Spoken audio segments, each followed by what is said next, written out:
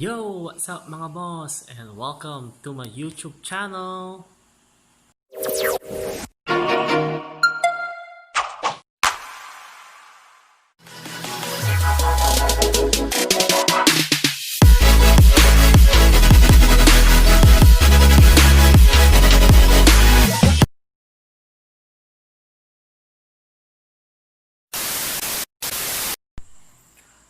So ayun po no, what's up sa inyo mga boss. Ngayon na pa tayo. Mag-umpisa na po tayo dun sa first vlog na tinatawag na question and answer portion. So sa Facebook, nag-post ako nun kagahapon ng question and answer portion, and nagkaroon tayo ng 27 comments. Hopefully yung 27 comments na yun is masagutan natin lahat. Siyempre naman nakakaya naman sa iba, baka mamaya may masabi sila hindi masagot. Let's try, susubukan natin na sagutan. So anong inaantay natin? Let's go, tara na! At umpisan na natin ang question and answer portion. A few moments later. So ayun po for the first question po is from Joel James Fernandez, kaklase ko to from PSU Bayambang. Ang kanyang tanong is yung sports analysis ba or photography tips. Kung ako sa'yo, do both kasi mas maganda yung sports analysis kasi si ka rin naman sporty guy, tapos meron ka din naman yung hilig sa photography. Tips naman dyan is mag-search ka sa YouTube, yung mga styles kung paano pumorma, ganun. Then next question is from Ryan Kiftidor, kaklase ko rin to from PSU Bayambang. Ang sabi niya dito is, as a student, paano mo nababalanse yung oras mo sa pag-aaral at pagre-referee mo? Bilang isang estudyante, yun, mahirap din kasi sa umaga hanggang hapon ay puro tayo aral, focus tayo sa ACADS. Then sa gabi naman, sa hapon, sa gabi at hapon, yun, imbis na uminom maaga, didiretso pa ako ng ibang lugar para mag-referee. Siyempre mahirap. Ng time management lang din, tsaka sipag at tsaka. Third question is from John Paul Corbillon. He's a friend of mine and kaklase ko rin siya ulit sa PSU Bayambang. He's from Bolinao. Ito yung kaklase ko na halos dito yung matulog for ilang days kasi yung mayroon kasi ang biyahean. Ang sabi niya dito is, what is your favorite household chores? Paborito kong household chores is yung magluto. Hindi naman napaghalata sa katawan, pero yun mahilig talaga magluto. Fourth question is from Baste Nash Estrada. Ito si Baste from Kalasyaw. Sabi niya dito, bakit gusto niyo mag-vlog? Bakit nga ba? Ang masasabi ko niyan sa iyo, Baste, hindi ko naman talaga gusto, pero may naghihikayat sa akin, may nag-focus talaga. Tsaka merong purpose rin naman din kung bakit ko to pinush. Tsaka yun nga, let me try din. Let me explore some different things, ganun, para masubukan din yung pagiging isang vlogger. Next, number 5 question is from My Buddy from Banlag, Kalasyaw. Ito Ito, ano to eh, pageantero to eh. Oo, pageantero to. Sa mga walang jowa dyan, irereto ko na to para sa inyo. Kit Adrian Barogo, Mr. ano yan, Banlag yan. Tapos ano, Mr. Campus King. Ang sabi niya dito, artista layan na ani. Eh.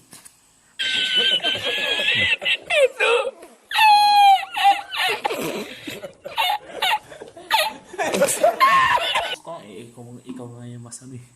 Ikaw nga yung mas ano dyan, mas pogi, mas angat, no? Number 6 question, ano, from Norma De Vera, ka-department ko to sa PSU, Bayambang, from BPED 101. Ang sabi niya dito is, gwapo ba ako? You what? Kung gwapo ako, ba't wala akong jowa? Sabi niya. Advice ko na lang sa'yo is, kung gwapo ka talaga, lahat naman tayo is ginawa ng Diyos na gwapo at maganda. And then wala ka pa naman jowa. God's will and God's plan na may tamang oras dyan. Yun pala ng sigad para sa'yo. Hindi mo dapat kailang apurahin. And dapat uwi na lang tayo para mas maganda. And then shoutout nga pala kay Normar De Vera. Please subscribe sa kanyang YouTube channel. And click like and share na rin sa sa mga friends nyo para mapanood nyo yung niya, mga videos niya. So number 7 from Marvin Molina. Ano to? Birthday niya ngayon to eh. Happy birthday, boss. Ano to ay? Player to ng STA. Ang sabi niya dito is, anong mas mabigat, boss? Piso o barko? Sana all be shooting. Shooting. Wala, kupas na to. Mas mabigat. Para sa akin, piso. Bakit kamuta? Pag ang piso tinapon sa dagat, lulubog. Ngayon ang barko, lumulutang sa tubig. Ano lang yun? Lulubog lang yan pag talaga. May minabutas sa sa kanya, ibang parte niya. Next question, number 8. From my bayaw, Mio Samson. Sabi dito, bayaw, paano ka tumaba at lumaki katawan mo bigla? How? Shout out na rin sa bayaw. Thank you for that question. Tumaba. Hindi naman mataba dati is talagang pet talaga ako. Noong grade 11, nag-gym. Oo, nag-gym ako noon, grade 11 to grade 12. Hanggang first year college. Ngayon, syempre, nung naging busy na na rin, na tinamad-tamad na rin. So, yun, tapos minsan, pag na-stress, lamon, hindi, wala. Tapos yung rin, mas maganda rin na sana, ka rin, mag-workout ka, para lumaking katawan mo. A few inches later. Next question, number 9. Galing kay Ramon Fernandez. Ayun, shout out sa iyo, boss. Ang pinakamalupit na point guard ng Bayambang National High School, player ng UL. Ang sabi niya dito, boss, paano mo napagsasabay yung pag-aaral at pagre-referee mo? Yun nga rin, time management nga rin na lamang. Tapos sipag at tiyaga lang, gano'n rin para mapagsabay ko yun. Number 10 question is from Ralph Arizabal. Ano rin to? Isang player rin to ng Kalasyaw from Barangay Bunlag, player ng STA. Sabi niya dito, kung nagsabay ang ACAD, sports, and photography mo, boss, anong pipiliin mo?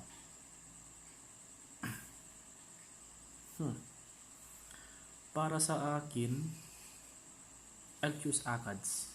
Kasi, mas uunahin ko pa itong academics ko isa dito sa tatlo. Itong tatlo, may oras rin to. May oras rin yung photography, may oras yung sports. Ang ACADS kasi pag nawala yan, mahirap din habulin. So ayun, mas pipiliin ko ang ACADS kaysa sa sports versus photography. Next question, number 11 is from Mark Joshua Ramos. Ang sabi niya dito, kung pagpipiliin ka, jowa o barkada, at bakit?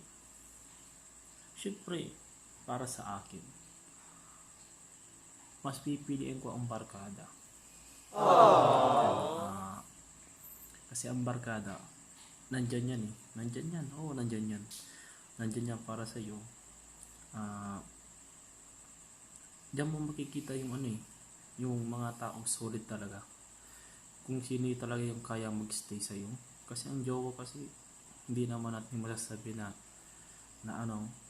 kaya magstay ng ilang years, ilang months, ilang weeks. Ang barkada, years yan eh. Bubuin mo yan, bubuin mo. Gagawa ka ng pundasyon ng tiwala, tas mga tropa. Siyempre, habang tumatagal ang panahon, yung friendship nyo is mas lang tumitibay. Mas gusto ko pa yun kaysa naman sa pagkakaroon ng jowa. Next question, number 12 is from Vanessa Banana. Ang sabi niya dito is, ba't ang dami mong talents? Then, shout out na rin kita, Vanessa. Stay strong with Renz Tumanan. Tama na yan. Bakit ang dami kong talents? Wala. Isa lang akong multi-talented person. Yun lang. Masasabi ko sa'yo.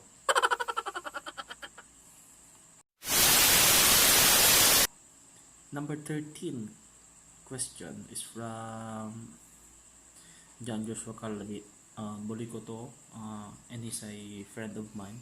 Sabi niya dito kasi, what's the best training routine for us student athletes? Shout out na rin kita, Buloy. Naman na yan, lagi mag-iingat. See you soon. Best training routine, mas maigi na lang yung magkaroon kayo ng tiwala sa isa't isa ng mga teammates mo, tapos lagi magdasal. Kasi for me, being a student athlete, kailangan mo yung guidance ni God.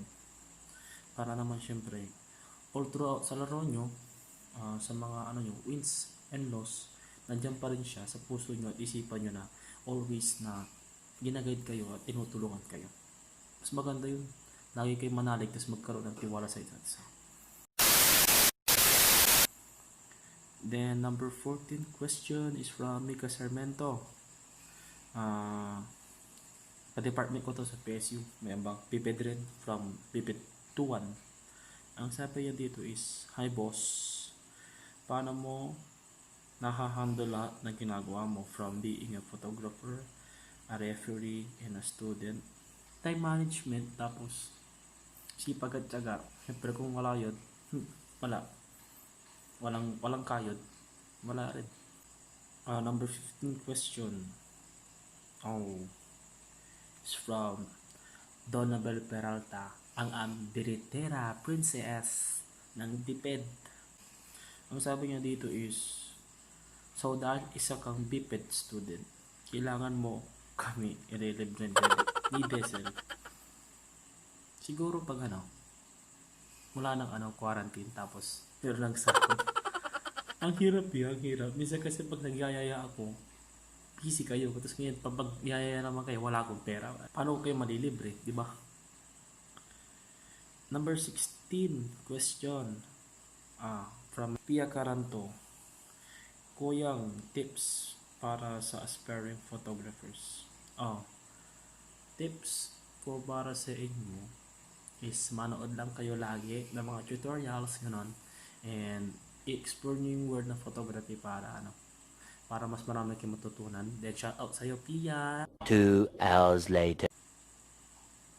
Number 17 question is from Joko Garcia. Tips sa physical conditioning. Tips para sa physical conditioning, PPM po sa'yo, boss. Medyo sekreto yun. Mas maganda. Malalaman mo pa. Sa atin lang. Pero ang tips ko para sa'yo is grind hard tapos strive more. Kasi kung tamad ka, wala rin. Hindi ka magko-condition, di ba? Number 18 question is from my utol. My utol, Carl Ivan Benitez. Shout out sa iyo, utol. Miss na rin kita. Nakaka-miss na pumunta dyan sa bahay nyo sa Bayambang. Ang sabi niya dito kasi, kung mabibigyan ka ng chance, saang school mo gusto maging head coach? Saang school? Utol? Para sa akin, sa St. Charles. Kasi ako graduate ng high school. Kasi ang dami memories dun eh. Maraming potential yung mga bata doon. Yung nga, kasi nga doon nga rin ako gumraduate. Next question, number 19 question is from Drix Martinez. Tate nito, German. Tangkad to, mga boss. Ako sabi sa inyo. Baka gusto nyo palakasin. 16 years old, pero 6'1". Sabi ko sa inyo. Ang sabi niya dito kasi, Sir, paano nyo napagsasabay yung pagiging street dance musician or performer, magre-referee, pagiging trainer ninyo at photographer, and at the same time as a college student? Yung nga lang, Drix, parehas na kayo nung tanong ni Ryan tapos ni Mika. Yung nga lang sipag at tiyaga tapos time management. Kung hindi ka magsisipag, wala kang nilaga. O di mas maganda na lang naging tambay ka na lang kung di mo kaya magsipag, di ba? Kasi para sa akin, mas gugustuhin kong ganito maging student. Syempre mas natataha ko yung natataha ko yung hirap ng buhay sa pagiging ganito. 1 eternity later. Next question, number 20 question is from Beverly Bebang Garcia. Sabi niya dito, paano mo na pagsasabay yung pagte-training sa ibang students tapos pag-aaral? Yun lang, parehas lang din. Time management, tapos sipag at tiyaga, tapos dapat rin mahaba rin pasensya. Siyempre hindi mo naman kailangan araw-araw lagi nagagalit sa mga estudyante mo, sa mga players mo. Siyempre kailangan mo rin pakita yung love at affection. And number 21 question is from Eric Katungal. Ang sabi niya dito is, kung mabibigyan ka ng pagkakataon, saan mo gusto mag-referee at bakit? Isa rin magandang question. Para sa akin, Eric, maging isang national referee sa MPBL. Yun, gusto ko talaga sa MPBL. Bakit? Kasi doon mo may papakita yung talents mo sa pagiging referee. Doon ka ma-challenge. Kumbaga para sa akin yun yung magiging stepping stone ko. Kung papalarin man na magkapag-referee sa MPBL, parang yung magiging stepping stone ko papunta sa pagiging successful referee. So yun, sana magustuhan nyo tong first vlog ko na aking ginawa para sa first ever YouTube channel ko. Maraming salamat ulit sa mga nag-subscribe, sa mga boss idol. Kilala niyo yung mga yan. Maraming salamat. Sir Pidong, always love you all. And yun lang po. Dito na po magtatapos ang aking first vlog. And Sir Pidong is signing off.